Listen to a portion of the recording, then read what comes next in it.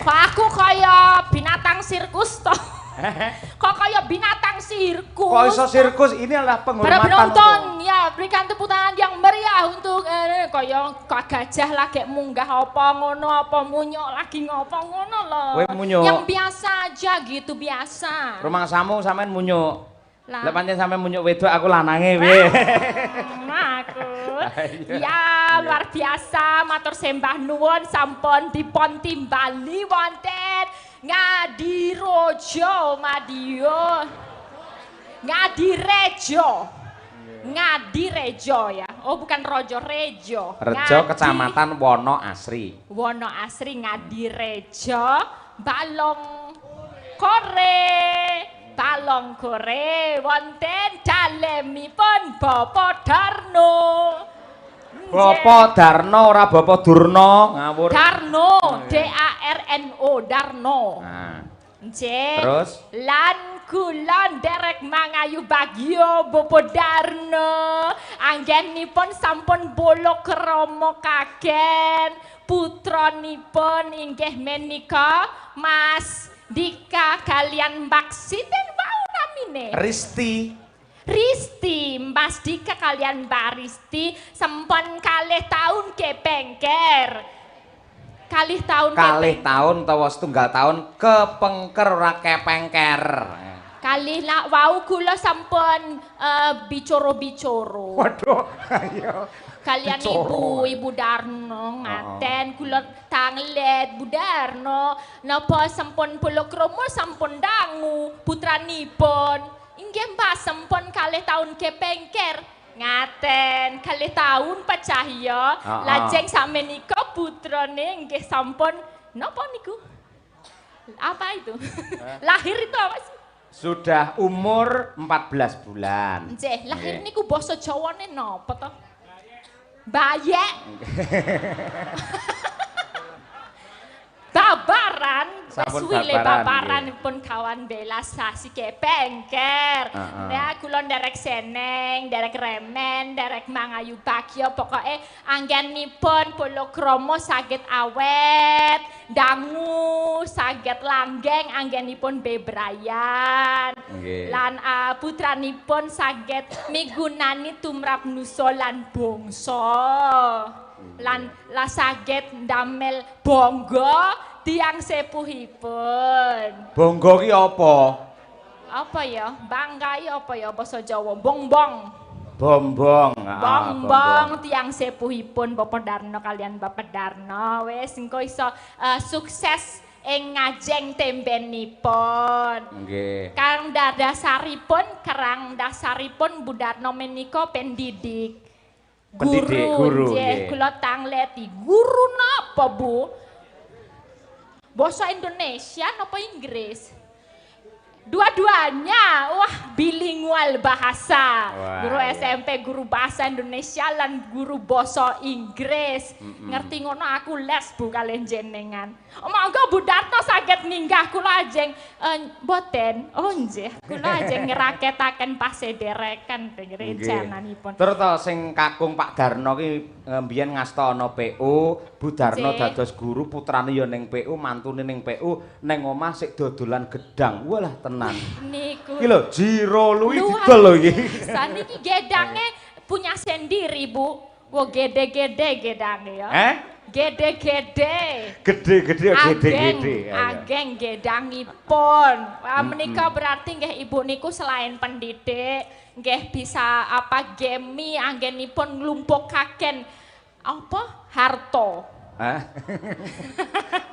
nglumpukaken arto menika saged mbiayai menika anak putu bisa sukses semua wis doane ngaten mawon menika kathah pendidik-pendidik yang datang juga Pak Cahyo matur sembah nuwun rawuhipun dua-duanya putra dari Pak Darno sedaya sampun palakrama nggih jenengan aku arep takon sampeyan rabine kapan kula tolong jangan tanyain soal rabi ya. Kenapa? Karena rabi itu hal yang pribadi dan sensitif. Gue bukannya aku nggak laku-laku gitu enggak.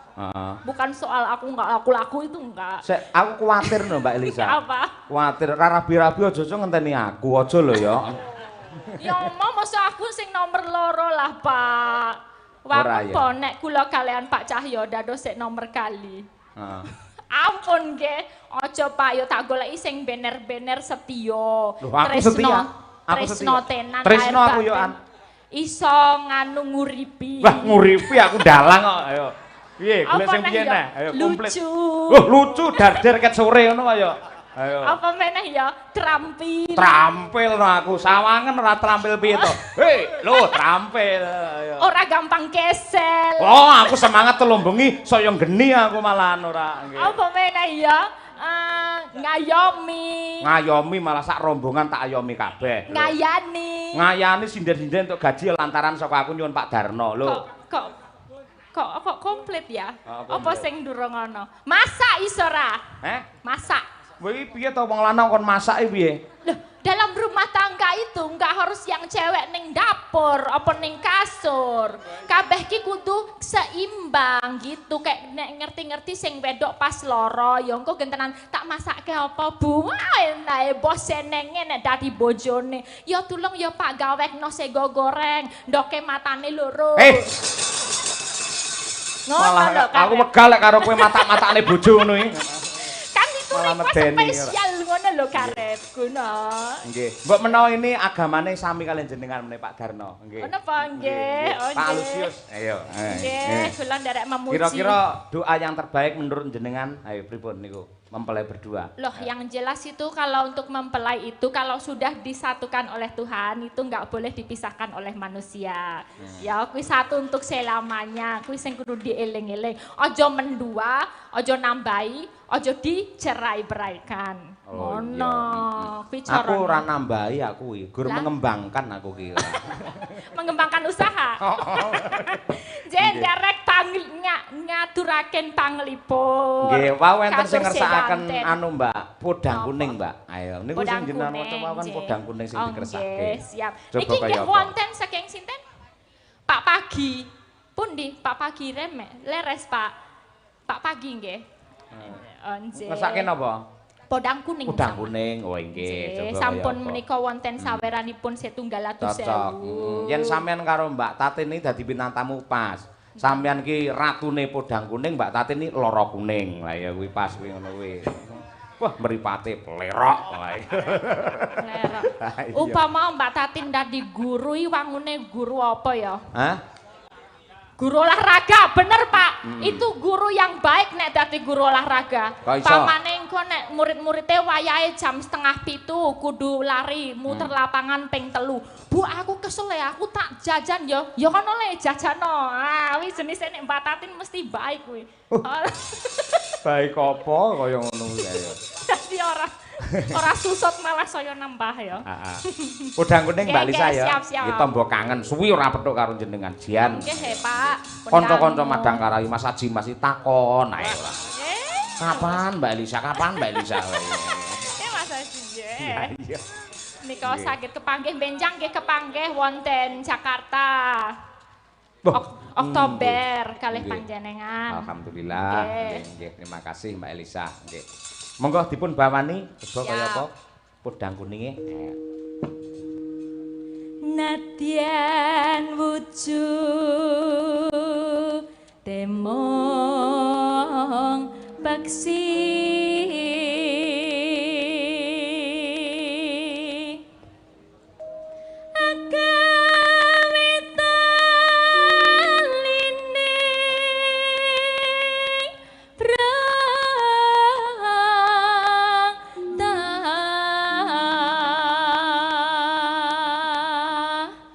Ya yo. alus manis nengsem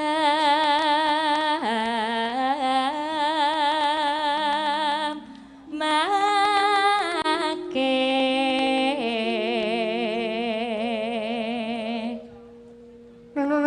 masa wingkon kung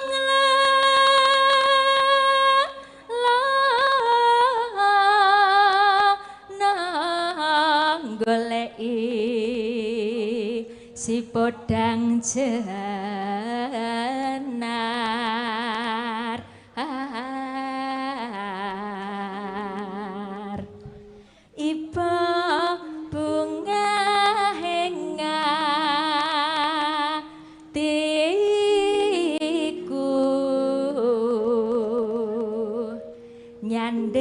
bisa dadi tombo.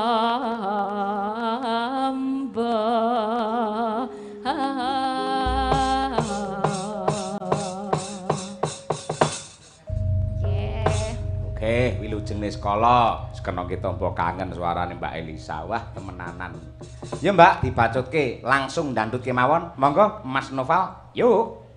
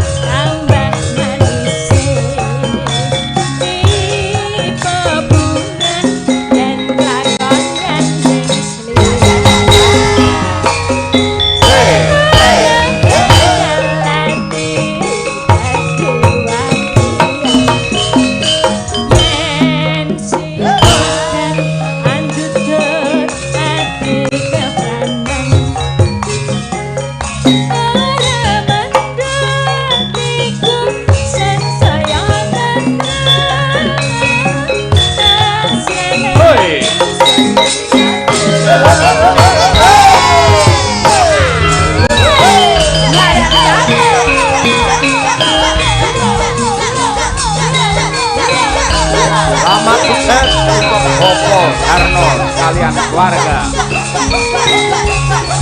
damai sejahtera barokah. Berarti sabar ke pancen karo pancen oke.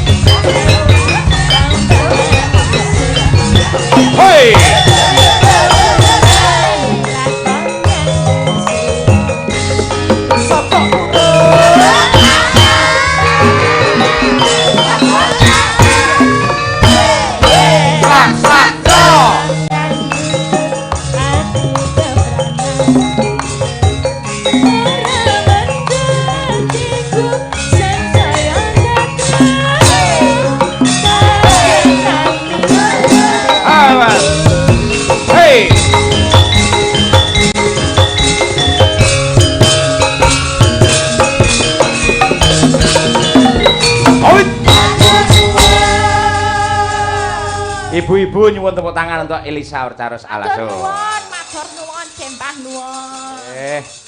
Wis pancen ya suarane apik, piyayine ayu, pinter, cerdas. Ayo sekolah ya dhuwur. Wah, tenan.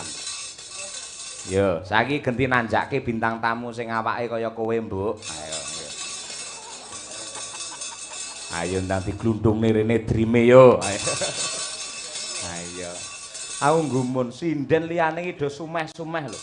Liyane mesem guyu sawangen. Lambene le nyuwongot nganti kena nyantolne kethu kaya.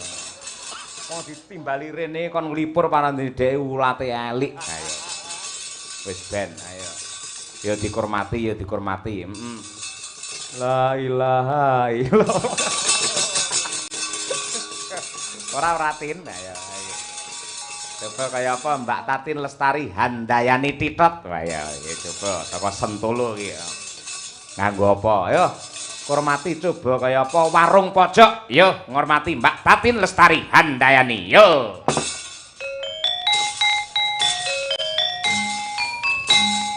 Oh.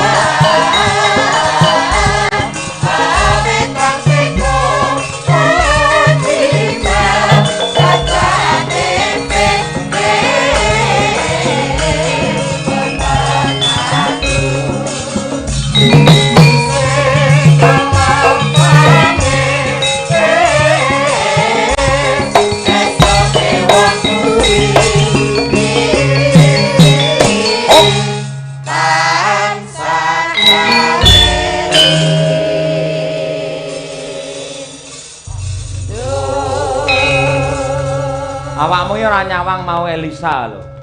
Kebak tata krama sopan santun. Sinden disalami kabeh, dalange disalami. Lah kowe ora nyalami aku maksudmu piye ngono kuwi? Sapa wangi Elisa wis dicantik-cantikke. Gandeng aku sing maju kok drem digundhong iki maksude piye? Lah awakmu lemu apa ora? Ya lemu Mas, ya lemu rek ya ora ngemuni drem. Lah apa? Nangka blonyo. Nangka blonyo mengarep kok. Apa ke?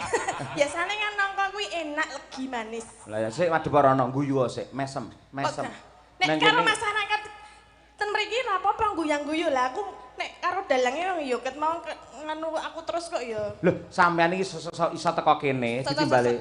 Kok sik ta? Ditimbali karo Pak Darno. Iki uratku kenek ketok iki. Ditimbali karo Pak Darno kuwi mergo lantarane aku. Lah upamane Pak Darno anu bintang tamune sinten nama Elisa Mas Ayo. Mboten sah.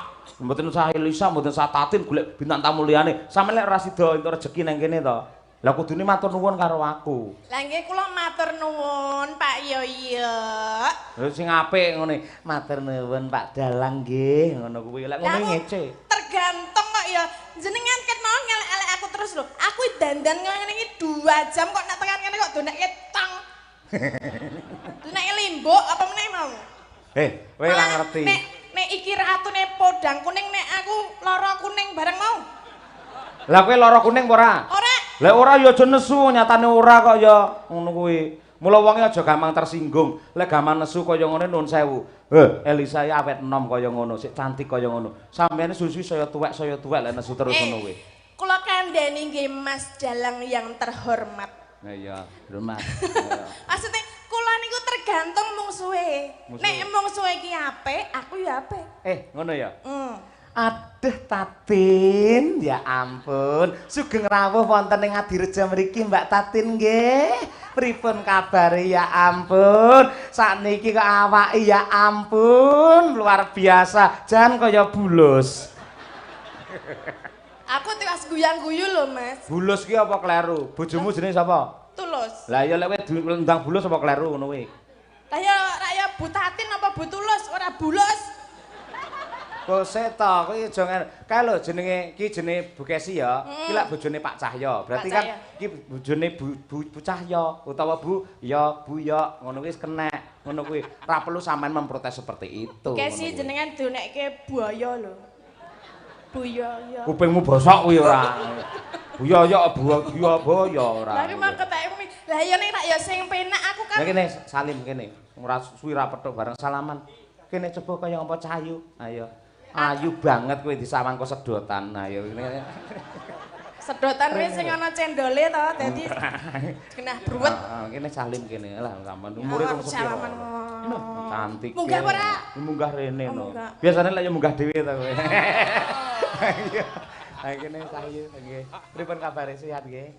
Alah tangane kasare aja. Lah nyekeli wayang bendina karo cempala ora kon kasar piye ora nggih. Ngene ya lumayan rada alus sithik. Ya halus, lumayan lho wong lanang kaya ngene iki. Lumayan apane? Garise iki cetha iki. Lho. Garise piye? Garise iki tegak lurus menuju surga ngono kuwi. Amin. Amin. Silak kesusu po? Lambemu tak kotak pisan iki ora. Lah kok menuju surga maksudnya? Sok kabeh kan ya kabeh nglakoni kaya ngono kuwi. Kowe pengen ning neraka dhewe kowe. Ya ora. Lah iya yen ora ya ngono. Sing Nek apik. karo nang umpama aja ngendake gede rasah wae rasah. Heeh. Kuwi lho, delon Mbak Elisa ngagem bayake lak padha karo sampean, jarike lak padha. Ketok singset langsing, indah memuai. Kuwi sampean ngangge bayak aku syuting pecuwotot kabeh piye ta? Tak andeni ya Mas. Apa? Jenenge menungsa urip nang alam donya kuwi ana sing cilik, ana sing gedhe. Betul. Lah kuwi iki ana wong sing seneng sing cilik, ya ana wong sing seneng sing gedhe. Nggih ta Pak Bu? Oh, direk. Lah kae muni nggih mergo kok pentelengi wedi kabeh kok asine ora ngono. Lah kon milih sing langsing ngono kuwi. Ya ora mesti jenenge wong seneng ki relatif. Relatif piye? Kaya jenengan barang kuwi nek dole mungal ngene Pak Yoyok kuwi ganteng, Pak Yoyok kuwi manis. Ning bagiku ya biasa aja. Ya mergo atimu wis serik karo aku kok asine. Jajal pamoke tak lem terus lek ngelokne aku ganteng asline. Ayo. Oh to. Ganteng nek saka kene. Oh, terus Nek tak cedhaki ngopo? kaya apa ya kuwi kuning-kuning ki. Kaya napa, Pak? Kowe aku madake dalang jumbleng apa piye arepe? Ora lah, kepruk pisan jenengan kowe kan ora. ngagem kuning, piyantune nggih kuning dadi kuning padha dene kuning ngono lho kok le. Ah iya. Cepet mau areng ngepruk wae niki. Cepet mau Lah Bu, jene karimu iki suwe. benjang malih nek nanggap dalange mboten saniki nggih. Ora iso kabeh sing penting dalange luwih dhisik bintang tamu iki keri iso aja iki karepmu piye ora. Salahe Ngono kok. kudune tamu bintang tamu kudune Pak Darno, Ibu, matur nuwun sampun ngundang Ki Cahya Kuntadi satemah kula saged katut sowan wonten ing mriki. Kudune rak ngono Ya awakmu. ora, Pak Darno kuwi mergo pengen ngundang aku karo Elisa terus lagi golek dalang. Oh iya bener Tin, aku mau diweling karo Pak Darno ya An. Apa? Mangke menawi Mbak Tatin pun rawuh tulung nggih bar wayangan mboten sah kondur teng Kulon Progo teng Yogya mrika ngono. Lah- Sampeyan kon keri kene sesuk. Lah ngapa? Arep nggih seret-seretan putune lho. Oh, ora ngelingi dalange wis duwe bojo. Sempit. Aku kok antem ya langsung semaput lengene gedine semono. Ayo. Ya ora nek semangat. Ndongakne sik Mbak Tatin, ayo. Kagem sinten? Ya mantene. Oh, kagem temanten, nggih. Iya. Pokoke kagem temanten kekalih. Sopo asmane? Ayo. Mas Jika. Heeh. Sing Karo Mbak putri. Risti. Heeh. Apal padake. Pak e asmane sapa? Pak Darno. Buke sapa asmane? Bu Darno. Ngawur, iya pancen statuse ngono. Lah, aku Namanya siapa? Lah Ngono mau lho. Pak Yoyok ya Bu Yoyok. Oh. Ya ora ngono iki lho. Tak terangne iki lho. Ibu sapa? Susilo Wati. Nah, Susilowati, Nggih. SPD. SPD. Dungane piye? Jenengan apal wong maca kok ya. Lho nyapa maca sing diwaca akeh didurusi akeh kok. Lek sir maca ya maca lho awakmu. Biasane yang ngono ya kok sambil maca koran nek ayo ndang ngono. Ndang. Maca koran pun ndelok TV. Piye dungane piye Mbak Nggih, Tatin? kagem temanten kekalih. Pokoke aja sepisan-pisan ngomong pegat nggih. Ah, Pokoke rukun sampai maut memisahkan. Amin. Ora kakek ninen-ninen dileleh kakek ninen-ninen nek wis tuwa pegatan kan ya ora entuk. Iya. Dadi sampai maut memisahkan. Betul, betul. Kagem Pak. keluarga besar Pak Darno, mugi tansah pinaringan sehat, Amin. lancar rezekine, mugi tansah ayem tentrem nggih Pak Bu. Nggih, Ki Ngejang saged wayangan malih, dalangnya gantos nggih. Lambene elek tenan iki nganyele iki ora ya. Kene nek dipales ngono genti wae arep nesu. Kak ora nesu ora apa-apa, gantos ya ora apa-apa. Ayo. Dalange dudu aku bintang tamune ya dudu awakmu, dadi padha mrongose. Oh nek udu aku tak dongake udan dres. Apa kowe pawang udan kok ndongakne elek? Ayo. Ya mbok menawa. Kowe tak aturi prisa Mbak Tatin. Napa? Ini panjenenganipun Pak Hari Wuryanto wis kepareng rawuh. Nah, Oh, nggih. ini juga saudara akrab sekali dengan Bapak Darno Nggih. yang insya Allah akan mampu membawa Kabupaten Madiun semakin indah dan juga harmonis. Nggih, luar biasa. Aturana rawuh rene. Ayo, coba kaya apa? Nembang karo sampean. Apa? Pak Hariwur, Kon piye? diaturi munggah panggung. Oh nggih. Monggo Pak, Pak Hari. Oh nggih. Monggo monggo Pak Hari. Monggo mriki kula entosi. Masyarakat pun ngenteni Pak Hariwur surat mriki Pak.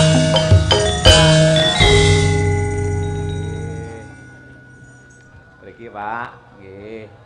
Nggih Pak, nggih. Atos-atos salaman kali beruang, Pak, nggih jenengan nggih. Sugih dhuwit tegese lho, Tin. Ayo nggih, nggih. Ra, aku ngerti beruang mesti ya beruang kewan. Nggih. Bu Hariwur, bekti kula sehat selalu, amanah iku. Amin. Nggih, nggih, nggih, nggih. Monggo menika wontenipun nggih namung niku, Pak, sindene nggih. Nggih. Mboten napa-napa niki pun disuntik kok, Pak.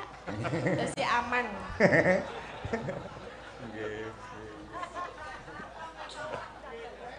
Panjenengan nek ora ngerti Mbak Tatin aja sembrono. Pripun? Beliau Pak Hariwur adalah Bupati Kabupaten Madiun insyaallah. Oh, Amin. Amin. Nggih. Monggo, Pak. Bismillahirrahmanirrahim. Assalamualaikum warahmatullahi wabarakatuh. Waalaikumsalam. Sugeng dalu wabil khusus panjenenganipun Pak Darno ingkang kagungan kersa mugi-mugi anggenipun kagungan kersa tansah rahayu wilujeng kalih ing sambikala. Amin. Yes. Temantenipun tetap buyut rukun sakinah mawaddah warahmah. Amin. Alhamdulillah sampun dipun paringi momongan. Leres Bapak. Nggih. Alhamdulillah. Niki namung derek mangayu bagiya mugi-mugi masyarakat khususipun Ngadirejo tetep guyub rukun ngeten nggih. Amin. Niki amargi kersanipun napa niku Nggih. ayem tentrem emut masa perjuangan ngendikanipun Mas Yoyo. Leres, kelingan dek zaman berjuang. Caping gunung Mbak Tatin, nggih. Oh, nggih.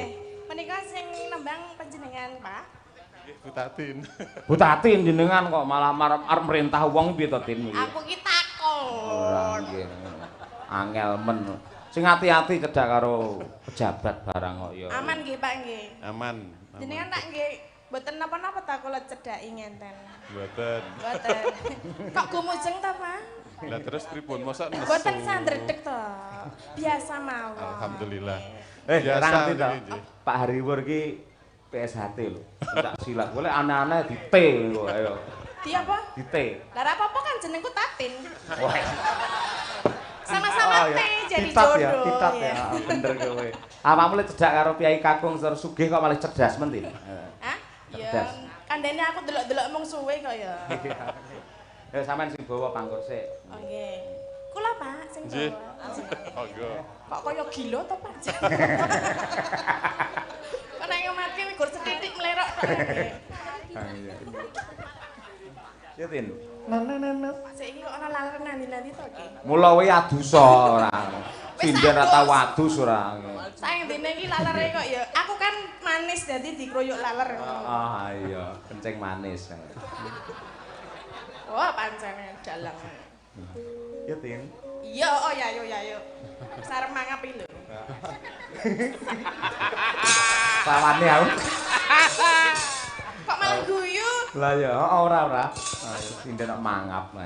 Loh, nek arep nembang mengutarakan tembang rak ya mangan. Pas mau lek nek laler to. Kowe mangap nyemplung akhire ayo. Untung. Panjenengan niku HP-ne kok muni, Pak. Kula wonten mriki kok, Pak, mboten mirsani HP, nggih. Langsung mawon iki. Oh, nggih. Apa disake mawon iki. Ayo Tin, jonane tak kuwetak tenan kowe. Ora lah nganu Pak anu iki lihat YouTube panjenengan. Oh iya. Iki kan disiarke wonten streaming to. Nggih, mriksani wonten HP lah wong wonten ngarepe enten wis ceromakno ngenten kok. Ngapunten Pak, ampun cedak-cedak wae apa dirubung laler niku. Kok, aku mau pas dhewe iki jane ora dirubung laler lho. Ayo. Ya. Saben bengi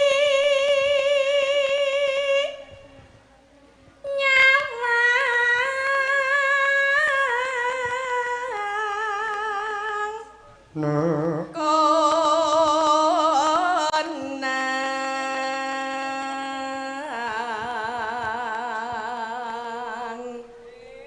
jengleng mboten Pak? Sekecane dipun jenggleng ning mawon. Oh nggih. Nggih. Tujune kok Tatin ngelekke lho nggih. Siap kula jenggleng bar niki Pak. Yen memajang among karo janar kuning.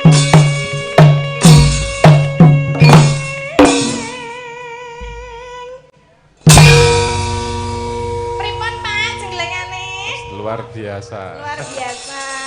Nggih, biasanipun nek ten Jogja niku nek jengleng sepisan pira ngaten lho. Mbak Tatin ini ora ngerti, piyayi iki main dit ning wayang. Wingi PSHT ya kepareng-paring dawuh aku. Sok tanggal 20 ulang tahun Arta Kencana ki ya wayangan ning lapangan Onasri, yo kaya ngono kuwi. Anu dalange jenengan? Yo jelas. Bintang tamune sapa? Bintang tamune sesuk ki Mas Kritik karo Kluthuk. Kula selo lho, Pak. Nggih. Nggih. Nggih, Pak. Siap.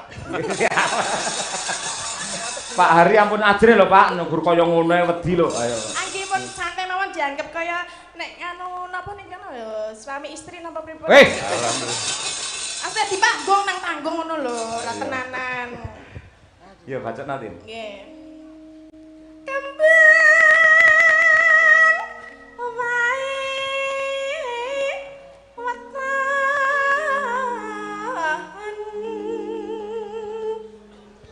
guna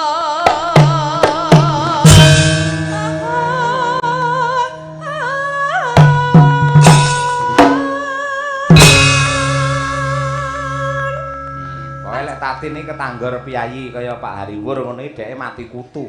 Iya. Piyayine mendel ora kakean guneman, mung apa butuhe ning walaupun tidak banyak janji sudah terbukti ngayomi marang warga masyarakat Kabupaten Madiun lho. Alhamdulillah. Dipun sayangi, dipun tresnani kalian masyarakat. Alhamdulillah. Nggih. Panjenengan kersa nembang Pak nyekar. Nggih no. Nggih, niki wau nggih tumut kadose nggih. Nggih, monggo. monggo. Panjenengan anu rumiyin. Oh nggih, anu bareng-bareng Pak. Nggih. Ting-tingane Mas. Pasitan. Asma niku Pak, nggih. Pacitan serui jenang.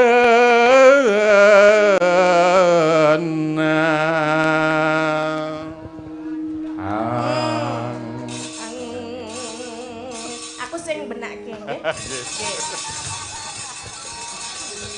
Sing atase Bapak calon bupati kok wedine karo Tatin. Biasanya nembang jenengan sae lho Pak. Biasane apik enek Tatin kok dan Ketoke terlalu cedak. Kula tak ten mriki Pak, panjenengan mriku dadine mengke men mboten grogi ngeten nggih. pripun Niki Bapak? anu. Nggih. Mriki ne horeg niku bingung lho. Lah gedine semene kok pancen wah ngenyek awakmu Din. Mboten kula niki lho. Pripun Pak? Kula niki keberatan nih. Oh, Oh, wong kula kok udu aku. Nah, dalange iki arep mancing-mancing. Panas udan ngoten Pak Hariwur. Panas udan.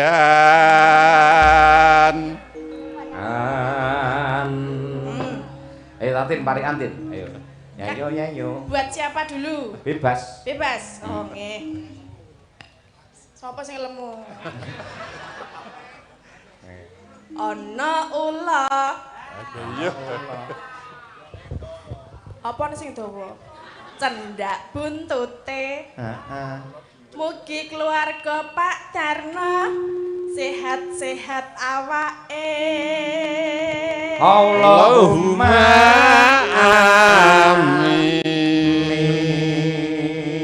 amin. Menyang sumur. Areng lalu apa? Kosek to lampimu. Menyang kok sumur iki areng apa? Menyang sumur ana wong manis bersama Pak Hariwur Madiun Harmoni. Amin. Biasa. Nggih, bismillah nggih Pak nggih. Panas udan. Panas udan aling-aling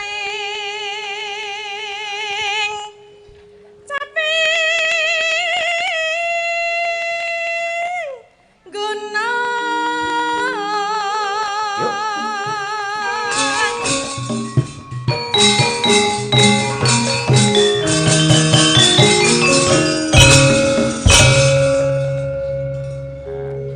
Nadyan.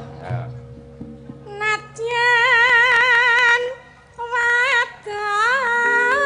wadon sarata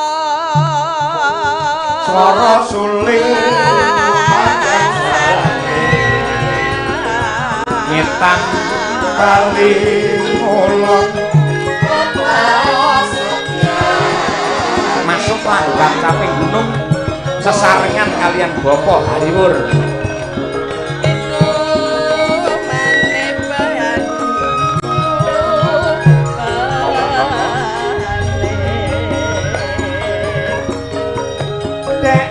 Jaman berjuang njur kelingan anak lanang biyen tak openi ning saiki ana ngendi jarene wis menang keturutan sing digadang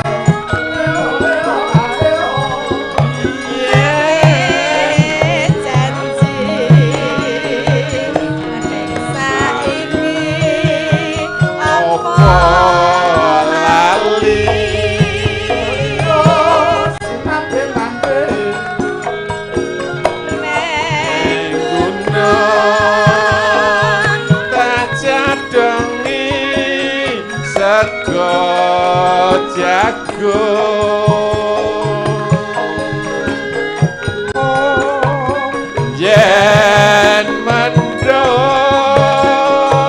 tak silihi caping gunung syukur bisa nyawa gunung desa dadi rejo ini ora ilang gone padha lara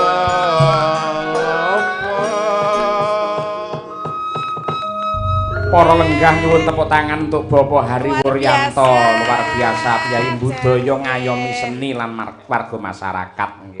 niki Mbak nuwun. lagu wajib masyarakat Madiun ngendikane Panas mlaku. Oh nggih. Malih mboten napa-napa. Nggih. Meleh, Pak, nggih. Panas mlaku. Ora gawa payung sandale diseret ramane mangko Surabaya geger musine Madiun Ciami janji rukun tetep harmoni Madiun Ciamis kok.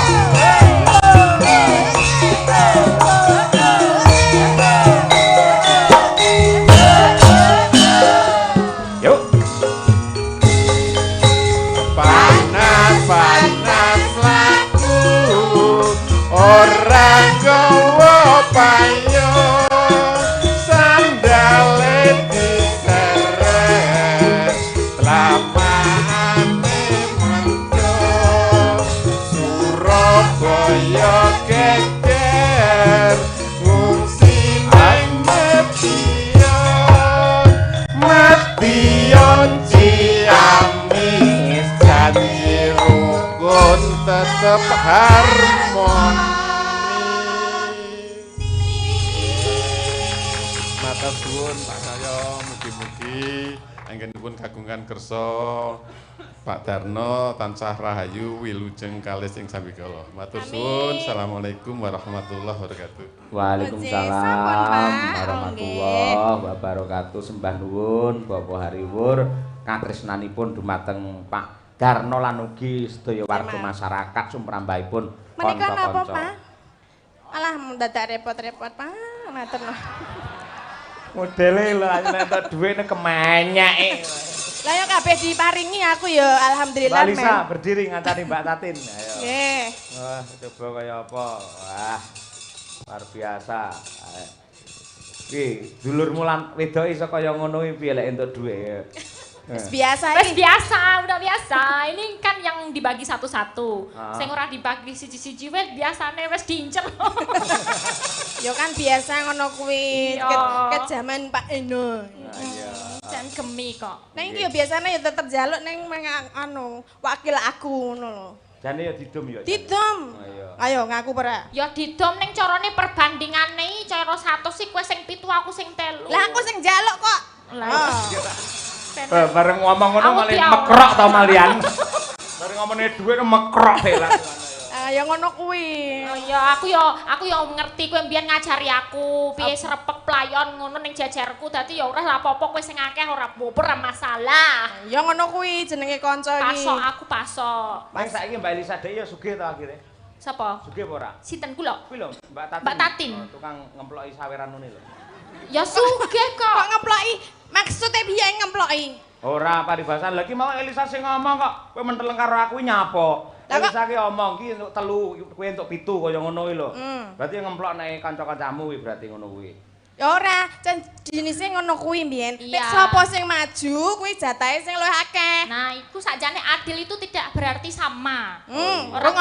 berarti seket-seket. Rungokke. Makanya sing maju sing nyambut gawe Mbak Tatin yo aku sadar diri kowe sing 7 aku sing 3, Mbak. Ngono. Rungokno. Wah, beda karo Madangkara lek ngono kuwi. Apa? Madangkara pamane Umi maju ya. Heeh. Entuk kaya ngono kuwi. Ora mung didum karo ibu-ibu Waranggono, pengrawit kabeh didumi, peniti didumi, Komplit ya, tukang son didumi, streaming tanpa adanya YouTube nggak mungkin seorang Tatin bisa kondang sampai Madiun ngene iki. Oh, lho, Mbak. Kuwi kapan toh?